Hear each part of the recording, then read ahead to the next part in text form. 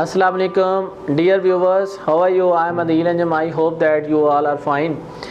अच्छा, आज मैंने ये जो मैं आपको पढ़ाने जा रहा हूँ, बेसिकली ये बीए थर्ड ईयर का पार्ट है।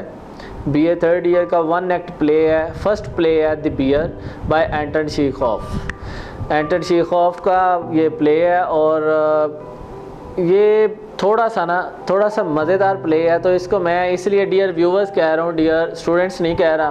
मैं कह रहा हूँ कोई भी इसे देखे तो उसे पता चले कि लिटरेचर में क्या टेस्ट और किस ज़ाहिर है। लिटरेचर का मतलब क्या है? लिटरेचर का मतलब है जनाब मिरर ऑफ लाइफ।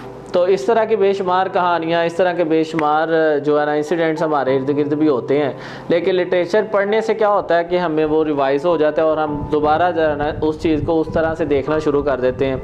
लिटरेचर का असल मकसद भी यही है कि आप कोई कहानी, कोई पीस ऑफ आर्ट पढ़ें तो उसको अपनी लाइफ में अप्लाई करके देखें कि आप उसमें किस तरह से जा रहे हैं। अगर हम प्ले की बात करें तो एंटन चेखोव ने ये लिखा है। इसमें मैं थोड़ा सा आपको टाइटल के बारे में बताऊंगा, फिर उसके बाद एक स्टोरी पहले मैं कहता हूँ कि डील कर लें। हम पहले स्टोरी डील करते हैं, फिर बात करते हैं कि प्ले है क्या, ये फार्सिकल है, ये कॉमेडी है, ये क्या है, उसमें बाद में डील करते हैं। पहले एक कहानी कर लेते हैं, ठीक है। तो let's start with the story. इसमें होता क्या है? सबसे पहले अगर हम बात करें तो इस प्ले के अंदर जो मेन करैक्टर हैं वो तीन मेन करैक्टर हैं। वो ये हैं, तीन मेन करैक्टर वो ये हैं, एक है पपुआ, एक है समरनोव और एक है लुका। ये मेन तीन करैक्टर हैं, ठीक है। अच्छा, अब जो पपुआ है ना वो एक फ़ीमेल यंग गर्ल है, यंग वुमेन है। अच्छा, उसकी शादी होती है। तो जब उसकी शादी होती है तो उसका जो हस्बैंड होता है उसका नाम ज़रा मुश्किल सा था, इसलिए मैंने उसको स्किप कर दिया। और उसको अगर हम प्ले में भी देखेंगे तो हस्बैंड के नाम से डील किया गया जी, पपुआ's हस्बैंड या हस्बैंड ऑफ पपुआ। अच्छा, अगर हम इसकी कहानी को देखें तो होता क्या है? होता है इसमें बेटा ये है कि इसमें ह्यूमन साइकी को भी डिस्कस किया गया है, स्पेशली मेल और फीमेल दोनों की। और हिपोक्रेट नेचर क्या होती है हमारे जो है वो हम बोस्टिंग कैसे करते हैं नॉर्मली, और ब्रेक्स कैसे शोखी कैसे बिखेरते हैं हम इस तरह से। तो वो सारा सिचुएशनल भी है, ये एक प्ले है ना, एक एक्ट प्ले है। तो अगर चले हम कहानी देखते हैं, उसके बाद मैं बताता हूँ। तब पपुआ जो है ना यंग गर्ल होती है, उसकी शादी होती है जनाब। शादी के बाद उसका हस्बैंड क्या करता है? उसका हस्बैंड ये करता है कि वो जो है ना दूसरी लड़कियों के साथ जो है ना रिलेशन कायम करता है। इसकी आंखों के सामने वो दूसरी लड़कियों से मिलता है इस तरह से। अच्छा, प्ले जो है ज़ाहिर है मोस्टली ये हमारा ब्रिटिश सिलेबस है, उस हवाले से ये। अच्छा, तो पपुआ को जो है ना ये बात बहुत जो है ना गमज़दा होती है उसके लिए कि ये क्या कर रहा है। एनी हो, ये जो है ना बहुत ज़्यादा जो है ना रोती है। किसके लिए? कि she cannot enjoy the happy place of our married life. उसका हस्बैंड उसे उस तरह से टाइम नहीं देता इस तरह से। तो आफ्टर सम टाइम उसका हस्बैंड मर जाता है, एक्सीडेंटली वो बेचारा फोत हो जाता है। तो जब वो मरता है ना तो कहानी यहाँ से स्टार्ट होती है। प्ले असल में प्ले फार्सिकल है, और फार्सिकल का मतलब है रिलेटेड टू फार्स का मतलब है कॉमेडी। और फार्सिकल प्ले एंटन चेखोव अक्सर प्ले लिखता है जो बॉयस्टरस होते हैं, जो मतलब नॉइजी होते हैं, जो ज़्यादा जिसमें बातें होती हैं। मतलब play leads toward in action.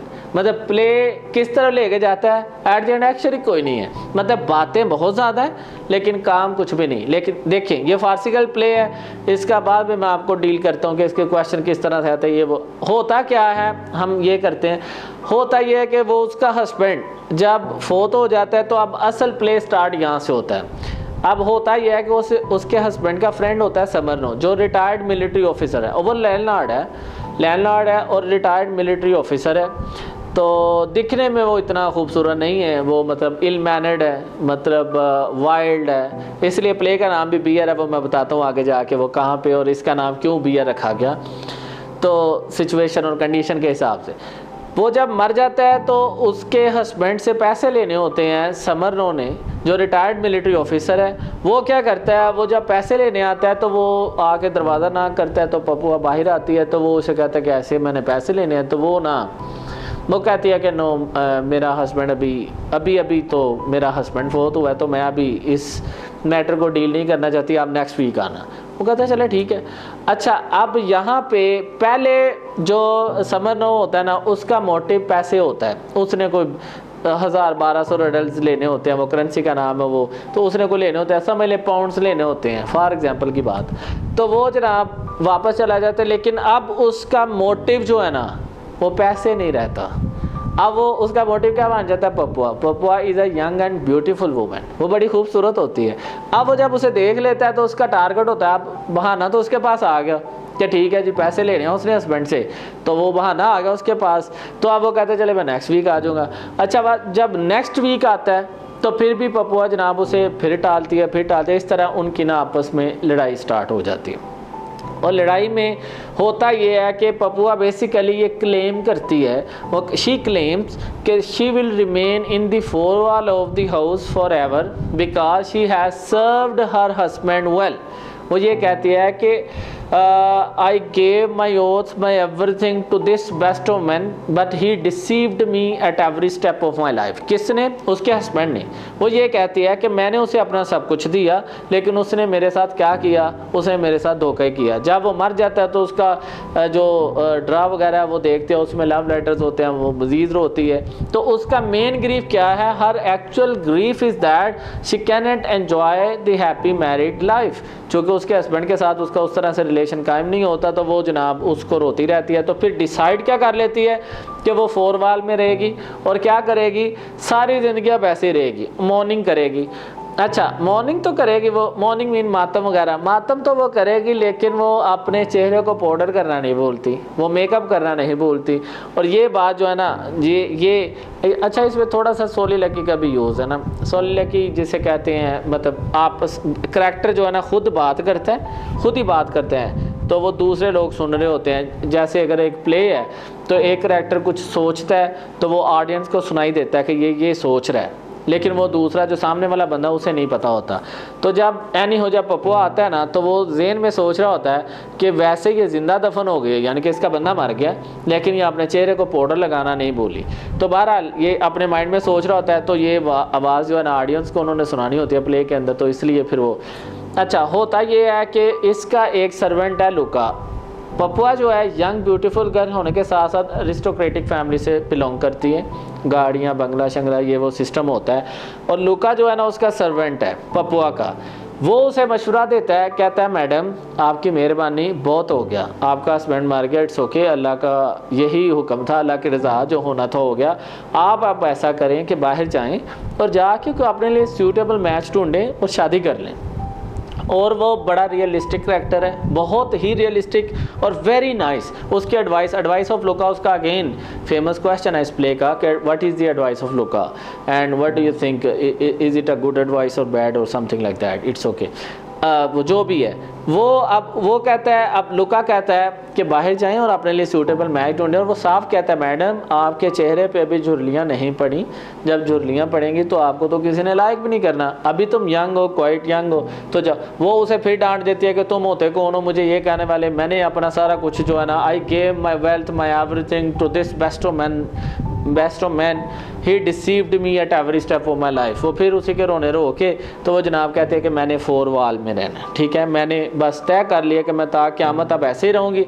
अब मैंने क्या करना है, मैंने जनाब अब इसी बंदे का हो के मर जाना है, तो अब जन्नत में जो भी फैसला होगा वो देखिए। वो इस तरह से बात को टाल देती है। एनी हो, फिर अब वो जब समरनो आता है, समरनो आके अब कहता है जी मुझे पैसे चाहिए, हर हाल में चाहिए, जो मर्जी हो। वो फिर इनकी आपस में ना लड़ाई स्टार्ट हो जाती है, मतलब इनकी लड़ाई स्टार्ट होती है। और लड़ाई में फिर क्या होता है, वो डायलॉग्स एक्सचेंज होते हैं, दोनों बातें करते हैं, दोनों शोखी बिखेरते हैं।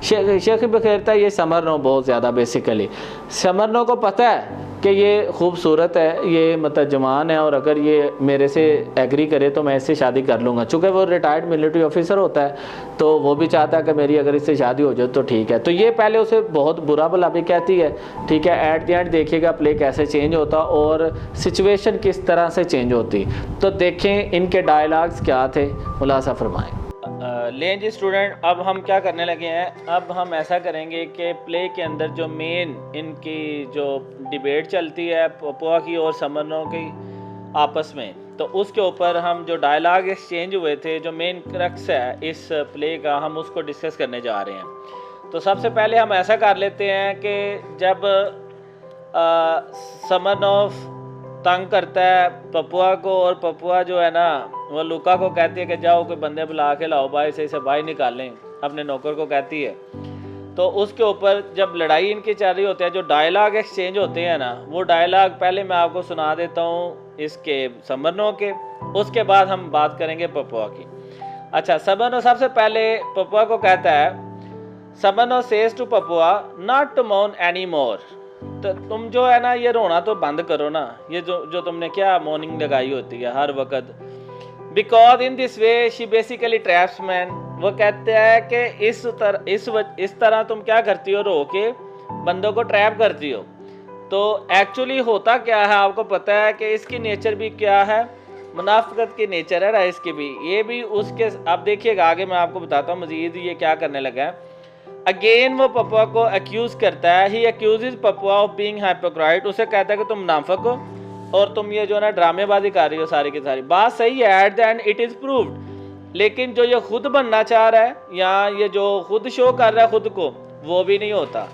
मतलब दोनों के दोनों करैक्टर्स जो हैं इसमें अगर आप थोड़ा गौर करें तो मेल करैक्टर और फीमेल करैक्टर दोनों की सेम नेचर है, यानी कि उसकी भी बातें पपुआ की कहाँ गई जब वो शुरू में कहते हैं कि I remain in the four wall of the house and will not go outside in order to enjoy my further life because she has accepted कि उसका बंदा मर गया और वो एक्सेप्ट कर चुकी है कि मैंने अब लाइफ को इसी तरह गुजारना है, रेस्ट ऑफ द लाइफ मैंने अब कोई और काम नहीं करना। जैसे कि लुका भी बार बार उसे कहता है, लेकिन वो जो है ना उसकी बात को नहीं मानती, नहीं सुनती।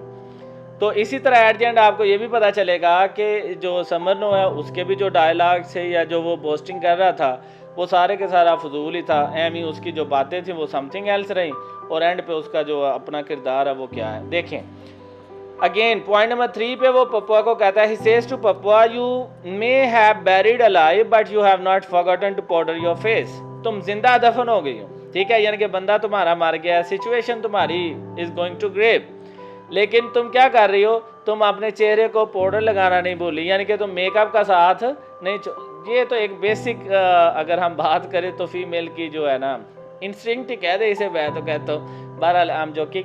तो वो जो है ना उसे इस तरह से भी ब्लेम करता है। फिर समरनो बोस्टिंग करता है, कहता है, madam in my time I have seen more women than you have seen sparrows, 3 times I have fought duels on account of women, I have refused 12 women and 9 have refused me। अब इसका क्या मतलब है, इसका मतलब है वो उसे शो करवाना चाह रहा है that he is a military officer and a landlord and he doesn't have any relation with her, ठीक है ना, वो उसे ये समझाना चाह रहा है कि तुम क्या हो मेरे आगे, I have many different relations with many different women। तो ये बोस्टिंग कर रहा है, असल में वो पपुआ को लाइक करना शुरू कर रहा है, कर रहा है पपुआ को, और वो चाह रहा है कि इसका रिलेशनशिप इसके साथ कायम हो जाए और वो जो है ना इसके साथ शादी के लिए एग्री कर जाए।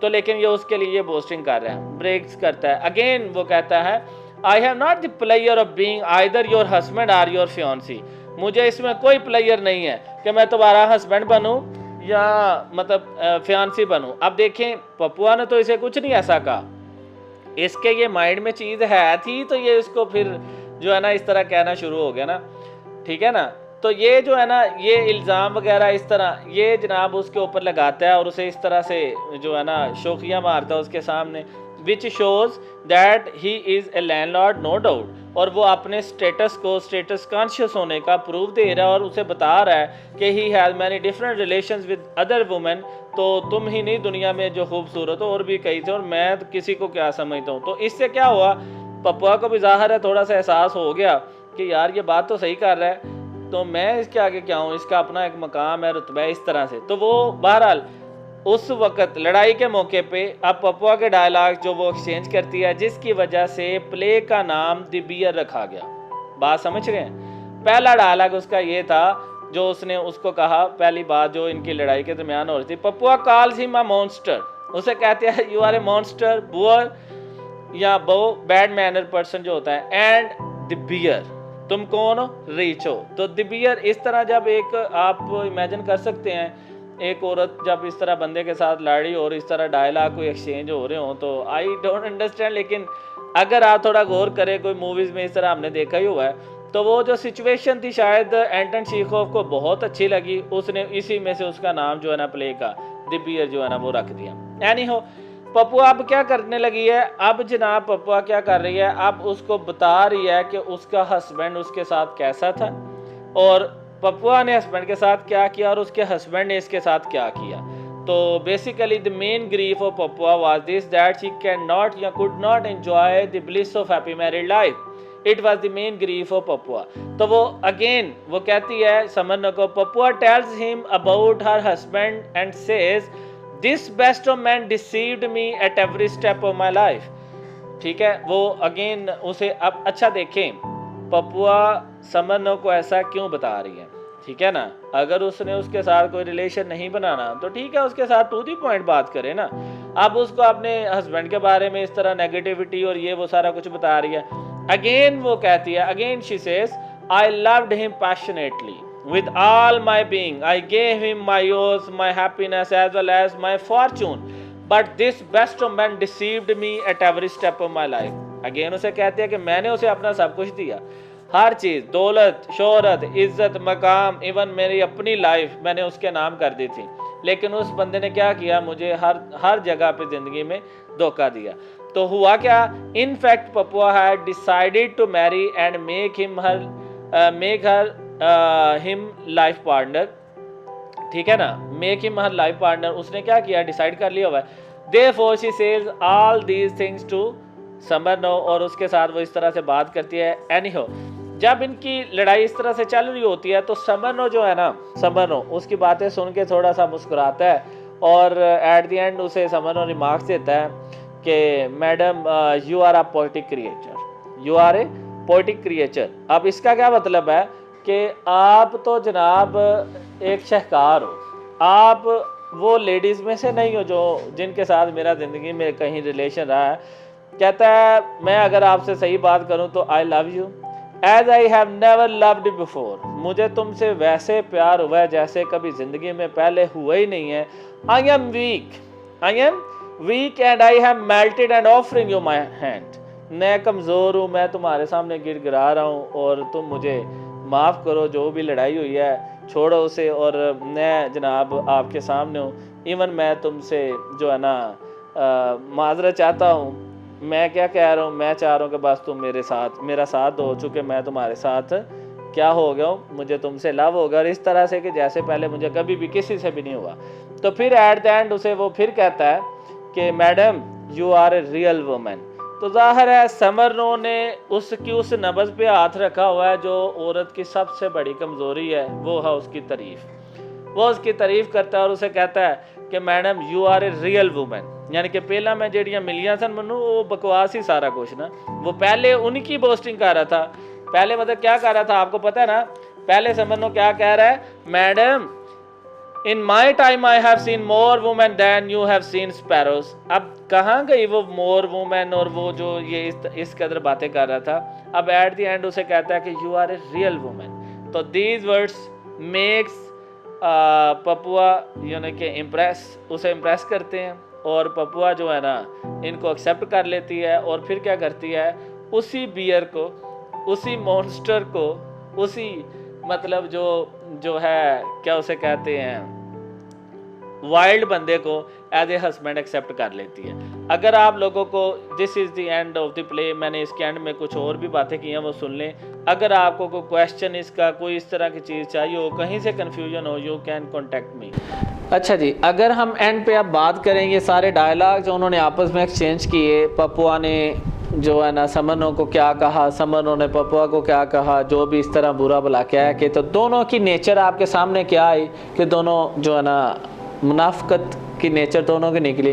वो क्या कह रहे थे, कहाँ गए उसके वो अल्फाज, she can not remain true to her words and he can not remain true to his words. You know Smirnov की बात अगर हम करें तो ये ह्यूमन नेचर है, जहाँ उसे बेनिफिट नज़र आता है नॉर्मली वो उस तरफ चले जाते हैं। सम टाइम वो प्यार और ये वो सारी चीज़ें वो कहते हैं ना कि कुछ भी नहीं होती, जहाँ फ़ायदा नज़र आता है लोग वहाँ चले जाते हैं। बहरहाल फिर डिफरेंट स्कूल ऑफ थाट्स हैं, मैं उसकी बात नहीं करूँ। अच्छा जी, अब हम अगर बात करें कि प्ले है क्या, प्ले के क्वेश्चन किस तरह से आ सकते हैं और प्ले के मुख्तलिफ क्वेश्चन जो आए हुए हैं वो क्या क्या हैं, तो वो देखिए। सबसे पहले आता है sometime, do you think that the play the bear is a farcical play? तो yes, it is a farcical play because in a farcical play क्या होता है, फार्सिकल क्या होता है, related to comic, related to boisterous, noisy, जिसके अंदर बातें ज़्यादा हों लेकिन काम कुछ भी ना हो, बातें बहुत ज़्यादा हो। मतलब इसके अंदर आपने देखा समरनो की बातें जनाब, इसमें आपने देखा लुका ने इतनी अच्छी एडवाइस की, वो किसी काम की नहीं निकली, किसके लिए, पपुआ के लिए। जब लुका जो पपुआ को कह रहा था कि ये करो वो करो, कितनी अच्छी एडवाइस कर रहा था वो, लेकिन उसने कुछ भी उसको नहीं माना। तो एनी हो, तो फार्सिकल प्ले तो ये है, ठीक है ना। उसके बाद अगर हम देखें करैक्टर वाइज, तो करैक्टर इसमें दो हैं मेन, लुका तो है ही लेकिन दो मेन करैक्टर हैं, पपुआ और समरनो, जिसके गिर्द ये प्ले सारा का सारा घूमता है। अच्छा, पपुआ और समरनो दोनों ऑपोजिट नेचर के हैं, यानी कि पपुआ एक्स्ट्राऑर्डिनरी ब्यूटीफुल और समरनो की अगर हम बात करें तो यू नो वेरी वेल वो कोई खूबसूरत नहीं है। वो मिलिट्री ऑफिसर है, बड़े बड़े हाथ हैं उसके जनाब, बड़ा सा उसका जिसामत है और उसका कलर जो है वो मतलब वो दरमियाना सा है, इन सच अ वे कि वो खूबसूरत नहीं है। वो वाइल्ड है, वो बुअर है, वो बियर है, जिसकी वजह से उसका नाम है, जैसे मैंने पहले एक्सप्लेन कर दिया हुआ है। अच्छा, अगर हम बात करें तो जो पपुआ उसे कह रही थी उसे एज ए हस्बैंड फिर कैसे उसने एंड पे एक्सेप्ट कर लिया। तो फिर क्वेश्चन क्या आता है कि do you think that both the characters are different in the play, like for example character of Popova आ जाता है, करैक्टर ऑफ समरनो आ जाता है, करैक्टर ऑफ लुका आ जाता है। तो जो बेटा मैंने क्वेश्चन लिखा हुआ है, मैंने इसी तरह से लिखा हुआ है कि आपका अल्लाह के फजल से कोई भी क्वेश्चन आए तो वो पैराग्राफ्स है जो आप ऊपर नीचे करके आपने सवाल वही करना है, एक क्वेश्चन तैयार करना है। तो जो मैंने लिखा हुआ है जो आपके नोट्स में है उसी को आपने तैयार करना है और उसी को आपने पेपर में लिखना है। इसीलिए मेरे बच्चों का रिजल्ट माशाल्लाह बहुत अच्छा आता है कि एक प्ले है वही लिखना है, जौन सा मर्जी क्वेश्चन आ जाए उसमें प्रॉब्लम बिल्कुल भी नहीं आती। आगे देखें, फिर आता है जी दोनों करैक्टर के डिफरेंट होने, मतलब सब करैक्टर के ऊपर एक एक क्वेश्चन हो गया। उसके बाद most important title, what do you think the title of the play the bear, जो एंटन शेखों ने टाइटल किया है वो टाइटल क्या है। वो टाइटल को अगर हम देखें, द बियर जो है वो अब टाइटल जो है वो डिस्कस कहाँ पे हुआ है, जब डायलॉग एक्सचेंज होते हैं उसके अंदर, जब पपुआ लड़ते हुए गुस्से में उसको समरनो को कहती है कि यू आर ए बियर, तो वहाँ से वो ये पॉइंट उसे बड़ा अच्छा लगा राइटर को भी, उसने इसका जनाब टाइटल बना दिया। तो इन पॉइंट्स को लेके पपुआ की ये लाइन जो मैंने प्ले में लिखी है, यहाँ से आप स्टार्ट करेंगे, टाइटल वाला क्वेश्चन आता है। मसलन मैं आपको इस प्ले के अंदर एज ए होल कंप्लीट आपको इन्फॉर्मेशन देने की कोशिश कर रहा हूँ कि किसी भी किस्म का क्वेश्चन आए तो उसको कैसे टैकल करना है। आपने जो लास्ट टाइम क्वेश्चन आए हुए हैं मैं उन्हीं की बेस पे आपको कह रहा हूँ। Even then if you find any other question जो आपको लगता है कि ये मेरे प्ले के क्वेश्चन में पूरा नहीं आ रहा है, इसमें इसका कोई आंसर नहीं है या इस तरह से, तो please contact with me, you can ask me, no problem, I will guide you. ऐसा नहीं है, वैसे मैंने बड़ा सोच समझ के ये क्वेश्चन लिखा हुआ है और अल्हम्दुलिल्लाह पिछला रिजल्ट चेक कर ले, मेरा रिजल्ट आपको पता ही है। मैं इसके एंड पे भी, वीडियो के एंड पे भी अपना रिजल्ट भी साथ शेयर कर रहा हूँ, आप वो भी देख लीजिएगा एक नज़र, तो आपको पता चल जाएगा सारे का सारा। तो अल्लाह का शुक्र है कि प्ले जो है ना बहुत अच्छे तरीके से आप अगर ये वाला तैयार कर लें तो आप अच्छे तरीके से नंबर ले सकते हो और किसी बिला किसी टेंशन के आप बड़े ही अच्छे तरीके से एक प्ले का एक क्वेश्चन तैयार करके अपनी टेंशन ख़त्म कर सकते हैं। Thank you very much.